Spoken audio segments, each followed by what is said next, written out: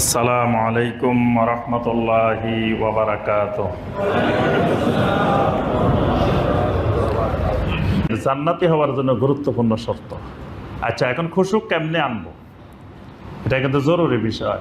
আমাদের মনে খুশু থাকে না, মশা কামড় দেওয়া লাগে না, মশা যদি 5 হাত দূরের থেকেও একটু আওয়াজ করে তাও কিন্তু আমরা খবর পাই যাই, বা আশেপাশে যদি মশা একটু ঘোরাফেরা করে কামড়ানো লাগে না, তার আগে আমরা খবর পেয়ে যাই সলাতের মধ্যে। কিন্তু সাহাবায়ে কেরাম রাদওয়ানুল্লাহি তাআলা আলাইহিম আজমাইন, তাদের সলাতে এমন খুশু ছিল যে তীর শরীরে ঢুকলে সেটা খুলে ফেলতেন সাহাবায়ে কেরাম অন্যরা এসে, কিন্তু তিনি তার পাইতেন না। সুবহানাল্লাহ। তাহলে তাদের সলাতের খুশুটা কেমন ছিল, আমাদের খুশু হয় না কেন? খুশু না হওয়ার পিছনে অনেকগুলো কারণ আছে। 1 নম্বর কারণ আমাদের ইমানের সমস্যা, আমাদের ইমানে গন্ডগোল। ইমান আছে কিনা তারে ঠিক নেই, মানে ইমান তো সমস্যা হয় কখন থাকলে না, এখন আছে কিনা ওইটারে তো খবর নেই। 1 নম্বরে ইমানের সমস্যা। এই জন্য আব্দুল্লাহ ইবনে উবাই সহ যত মুনাফিক ছিল এরা নামাজের মধ্যে খুশু আসতো না। এরা যখন সলাতে দাঁড়াইতো ইউরাউনান নাস, এরা মানুষকে দেখানোর জন্য মুনাফিকেরা সলাত আদায় করতো। তাদের সলাতের ভিতরে মনোযোগ ছিল না, খুশু ছিল না, কারণ মুনাফিকদের কালবের ভিতরে বিশুদ্ধ ঈমান ছিল না। বিশুদ্ধ ঈমান না থাকলে সলাতে খুশু আসবে না। আমাদের আকীদার মধ্যে, আমলের মধ্যে শিরক আছে, কুফর আছে, নিফাক আছে, বেদাত আছে, এজন্য আমাদের সলাতে খুশু আসে না। সাহাবায়ে কেরামের ঈমান ছিল শিরক মুক্ত, কুফর মুক্ত, নিফাক মুক্ত, বেদাত মুক্ত, এজন্য তাদের সলাতে খুশু, এরকম খুশু আসছে। দ্বিতীয় হলো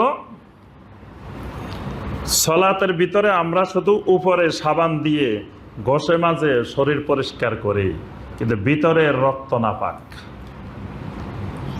সলাতের জন্য শরীর পাক শর্ত। সলাতের মধ্যে শরীর পাক হইতে হবে। শরীর পাক মানে খালি উপরে ঘষলাম ভালো করে, ভালো দামি সাবান দিয়ে, কিন্তু ভিতরে রক্ত সব অপরিষ্কার। তাহলে কাদের রক্ত অপরিষ্কার বলেন দেখি? মাশাআল্লাহ, দেখছেন যে সবাই আমার থেকে ভালো জানে। ওমর বলছে যে কুল্লুন নাস আফকাহু মিন ওমর। আরে ওমর কিসের ফকি? ওমরের মুসল্লি যারা সব ওমরের থেকে বড় ফকি। সুবহানাল্লাহ। কারণ ওমরের মুসল্লি মহিলাও কোরআনের আয়াত দিয়ে কথা বলে, হাদিস দিয়ে কথা বলে, মাসালা বলে। সুবহানাল্লাহ। তাহলে যে আপনার হারাম খায়, সুদ খায়, ঘুষ খায়, আরেকজনের সম্পদ বক্ষণ করে, চুরি করে খায়, ডাকাতি করে খায়, সন্ত্রাসী করে খায়, জুলুম করে খায়, এই লোক যত দামি সাবান দিয়ে পরিষ্কার হোক তার রক্ত পরিষ্কার হবে না, রক্ত নাপাক। তো রক্ত যদি নাপাক থাকে, এই রক্তের সাথে কালবের কানেকশন আছে, এজন্য কালবে খুশু আসবে না। এজন্য খুশু আসার শর্ত হইল কি করতে হবে? হালাল বক্ষণ করতে হবে, হালাল খাইতে হবে। খুশু আসার জন্য এহসান লাগবে, এহসান। আমাদের মধ্যে এহসানের সমস্যা আছে, এহসানে বুঝি নাই এখনো ভালো করে আমরা। এই জন্য নবী সাল্লাল্লাহু আলাইহি ওয়াসাল্লাম বলছেন, জিবরিল আলাইহিস সালাম জিজ্ঞাসা করছেন এহসান কাকে বলে? নবী সাল্লাল্লাহু আলাইহি ওয়াসাল্লাম বলছেন, আনতা আবুদাল্লাহা কাআন্নাকা তারা ফা ইল্লাম তাকুন তারাহু ফা ইন্নাহু ইয়ারাক। তুমি আল্লাহর ইবাদত এমন ভাবে করো যেন তুমি আল্লাহ রাব্বুল আলামিনকে দেখতেছ। যদি তুমি আল্লাহকে না দেখো, আল্লাহ রাব্বুল আলামিন তোমাকে দেখতেছেন। এটার নাম হলো এহসান। এটা আমাদের ভিতরে আসে নাই। আল্লাহ দেখতেছেন এই চিন্তাধারায় আমরা নামাজ পড়ি না। আমরা দেখবেন এই জন্য আমাদের এমন মুসল্লিও আছে, আসে সবাই শেষে মানুষকে ডিঙ্গে ডিঙ্গে সামনে চলে আসে। এরকম মুসল্লি বাংলাদেশে আছে না? কেন আসে সামনে? সে পিছনে বসলে অসুবিধাটা কোথায় বলেন দেখি? উনি আসছেন শেষে, সামনে আসার দরকারটা কি? উনি পিছনে বসলে অসুবিধা কি? দুইটা অসুবিধা আছে। একটা অসুবিধা হলো যে ওনার ভিতরে কিবির আছে, অহংকার আছে। কিবির মুক্ত হয়ে নামাজ পড়তে আসা নেই। নামাজি হয়েছে কিন্তু অহংকারী, অহংকারী নামাজি। অহংকারী নামাজির অন্তরে কখনো খুশু আসবে না। আপনি এমনভাবে দাঁড়াইছেন পাশে আরেকটা লোকের আপনার ধারে কাছে আসতে দিচ্ছেন না, ওই লোকটা যত আপনার কাছে আসতেছে আপনি দূরে যাচ্ছেন, আপনি দূরে যাচ্ছেন। এরকম মুসল্লি দেখবেন মসজিদে অভাব নেই।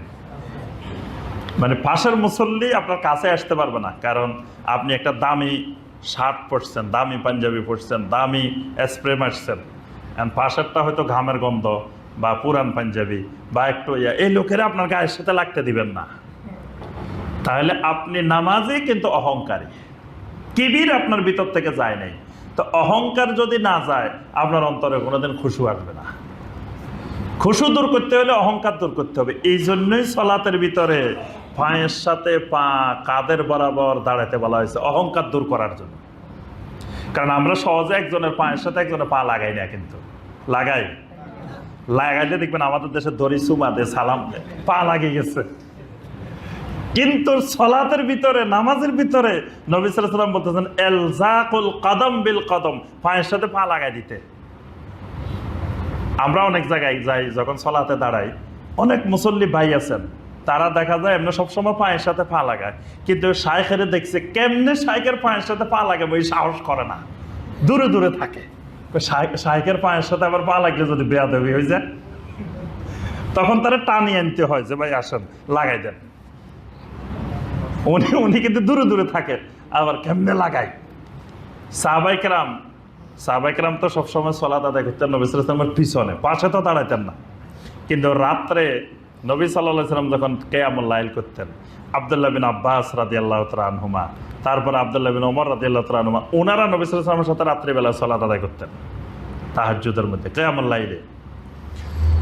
হাদিসের মধ্যে আসছে আব্দুল্লাহ বিন আব্বাস জানতেন না যে একজন মুসল্লি হলে ডানে দাঁড়াইতে হইব না বামে দাঁড়াইতে হইব। তো উনি একজন মুসল্লি হলে কোন পাশে দাঁড়াইতে হইব? ডাইনে। উনি বাম পাশে দাঁড়াই রয়েছে, ছোট্ট মানুষ, খালার বাসায় রাত্রে রয়েছে। খালা হইল মাইমুনা রাদিয়াল্লাহু তাআলা। রাত্রে রয়েছে এই জন্য যে রাসূলের খেদমত করব, রাসূলের ইবাদত করব রাসূলের সাথে। ছোট্ট মানুষ, কিন্তু কত আগ্রহ যে আল্লাহ পাকের জন্য এমন এলেম ঢালি দিছেন আব্দুল্লাহ বিন আব্বাসকে। আল্লাহু আকবার। একেবারে কোরআনের তাফসিরের সব এলেম আল্লাহ দিয়ে দিছে। কারণ নবী সাল্লাল্লাহু আলাইহি ওয়াসাল্লামের খেদমত এবং নবী সাল্লাল্লাহু আলাইহি ওয়াসাল্লামের সাথে সোহবত রাত্রিকালীন ইবাদত। উনি নবী সাল্লাল্লাহু আলাইহি ওয়াসাল্লাম উঠলে দৌড়াই উঠে পানি আনি দিতেন, তারপরে নবী সাল্লাল্লাহু আলাইহি ওয়াসাল্লামের ওযুর ব্যবস্থা করতেন, যা যা দরকার সব ব্যবস্থা করতেন, খেদমত করতেন রাত্রে। আর নবী সাল্লাল্লাহু আলাইহি ওয়াসাল্লাম সালাতে দাঁড়াইলে নবী সাল্লাল্লাহু আলাইহি ওয়াসাল্লামের সাথে গিয়ে সালাতে দাঁড়াই দিতেন। এখন বাম পাশে দাঁড়াইছে, নবী সাল্লাল্লাহু আলাইহি ওয়াসাল্লাম তার টানি ধরি নামাজের মধ্যে ডান পাশে আনি দাঁড় করাই দিছে যে এইখান দিয়ে দাঁড়াইতে হবে। এখন উনি দূরে দূরে দাঁড়ায় যে নবী সাল্লাল্লাহু আলাইহি ওয়াসাল্লামের সাথে কেমনে লাগবো, ভয় দূরে দূরে দাঁড়ায়। আল্লাহ রাসূল সাল্লাল্লাহু আলাইহি ওয়াসাল্লাম তারে আনি একেবারে সাথে লাগাই দিছে।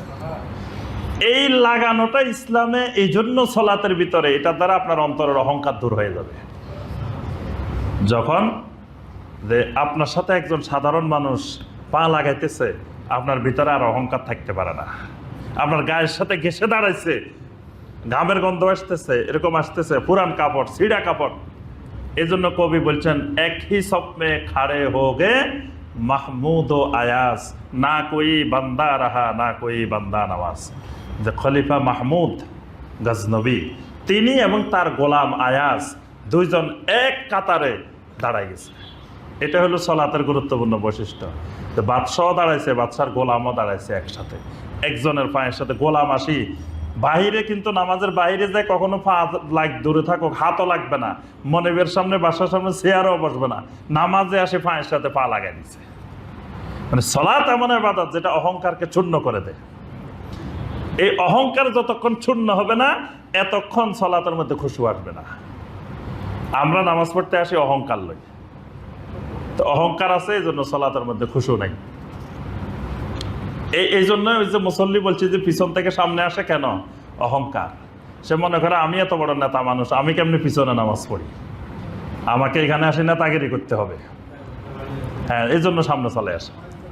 আরেকটা হলো আমি তো প্রতিদিন নামাজ পড়ি না, পড়ি শুক্রবারে, আজকে যে মসজিদে আসছি এটা তো সবাই জানাইতে হবে। এটা যদি আমি চুপচাপ এক জায়গা দিয়ে পড়ি তো মানুষ তো বুঝবেই না যে অমুক ভাই আজকে মসজিদে আসছে।